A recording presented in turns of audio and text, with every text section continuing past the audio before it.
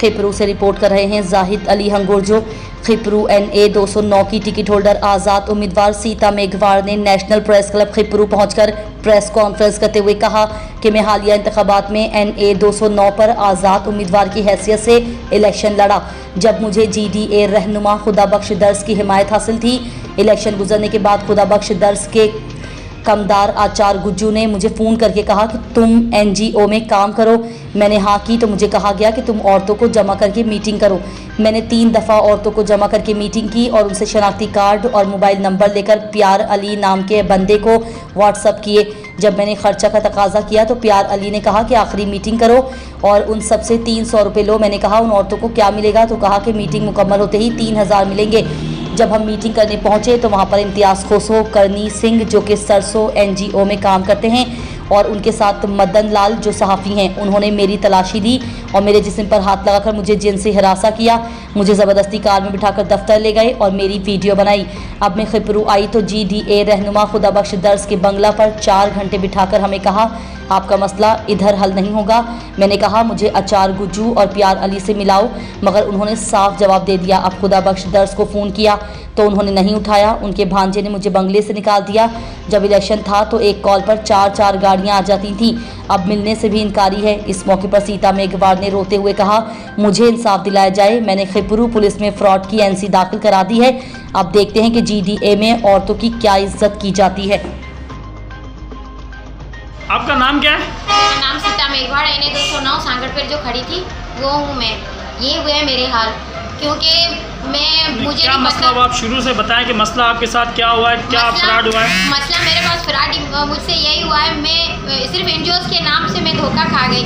मुझे नहीं पता था कि ये खुदाबख्श सरनाज़म वाले हैं। इन लोगों के पास आचार गजू नाम का कोई बंदा रहता है और वो इतना मुझे पता है, वो अपने नाज़म साहब जो अपने खुदाबख्श नाज़म साहब है उनका कमदार है और वो यहीं पे रहता है, इन लोगों के औताक पे रहता है। फिर वो बन्नी वाली औताक पे रहता है या यहाँ रहता है वो मुझे नहीं पता है। जब मैं उन लोगों से यही, उन्होंने कहा कि आप NGOs में काम करो, तो मैंने कहा हाँ मैं NGOs में काम करूँगी।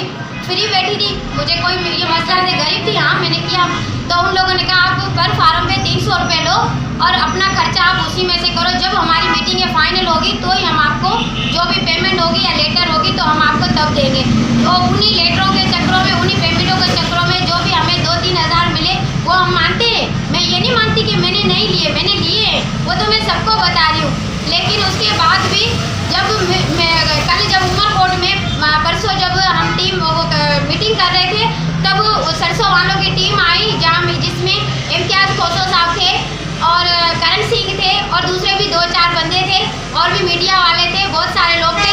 उन लोगों ने, जिसमें इम्तियाज़ साहब ने मेरी तलाशी ली और करण सिंह ने मेरी तलाशी ली। क्यों, किस लिए तलाशी ली? क्यों जेंट्स लेडीज़ नहीं ले सकती थी क्या तलाशी? उसके बाद वहाँ से कार में मुझे बिठाकर वहाँ ले गए अपनी ऑफिस में जो इन लोगों ने किया है वहाँ पर भी इन लोगों ने मेरी बेइज्जती की। मेरा NIC भी ले लिया, मेरा मोबाइल भी ले लिया, मेरे साथ जो लड़का था पूनम उसका भी मोबाइल ले लिया।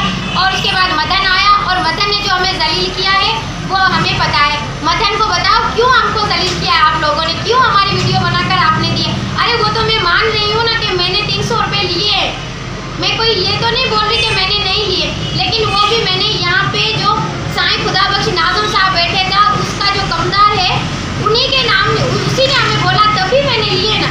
वो प्यार अली कौन है, आचार कौन है? वो तो प्यार अली जानता है कि वो आचार जानता है कि प्यार कौन है, प्यार अली है कौन, कहाँ का है। तो अब नाज़म साहब से मैं कल से मिलने के लिए परेशान हूँ, लेकिन नाज़म साहब का कोई मुझे रिस्पॉन्स नहीं है। अदा इसाक को मैंने बोला कि मेहरबानी करो अदा हमारी इस मसले से जान छुड़ाओ, तो अदा इसाक ने बोला आपको जो करना है वो करो, अब ये मसला यहाँ पे नहीं हल होगा। तो अदा हम कहाँ जाएँ मसला हल करने, आप बताएं। इसलिए मेहरबानी करें मेरी सारे चैनलों से, सारे जो भी खिपरों के हैं, जो सिंध वाले हैं, कोई भी हैं, उन सबसे मैं ये गुजारिश करती हूँ मेरी जान छुड़वाएं।